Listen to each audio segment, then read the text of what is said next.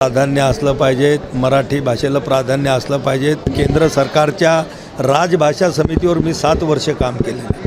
हे बघा, भाषा हे लोकांना जोडण्याचं साधन आहे। आपण मराठीचा अधिकार महाराष्ट्रामध्ये बोलली पाहिजेत, वापरली पाहिजे, त्याच्यामध्ये दुमत नाही।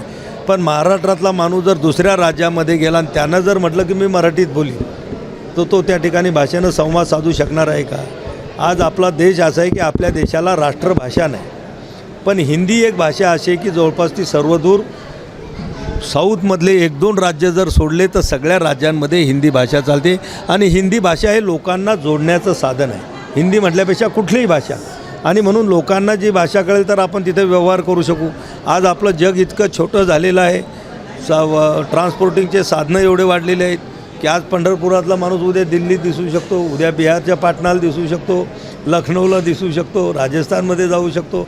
आणि महाराष्ट्रात मराठीचा आग्रह हा गोष्टीचं आमचं समर्थन आहे।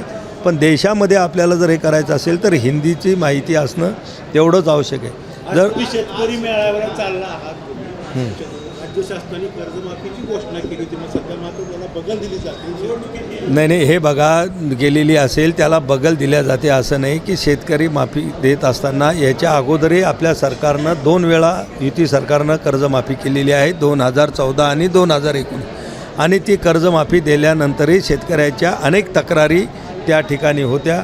आणि म्हणून अतिशय अभ्यासपूर्वक किंवा कोणाला दिली पाहिजेत, कोणते शेतकरी या समाज झाले पाहिजेत, याच्यावर राज्य सरकार निश्चितपणानं विचार करत आहे। आणि ती राज्य सरकारची घोषणा असल्यामुळं राज्य सरकार निश्चित त्याची अंमलबजावणी करण्यासाठी प्रयत्नशील राहील।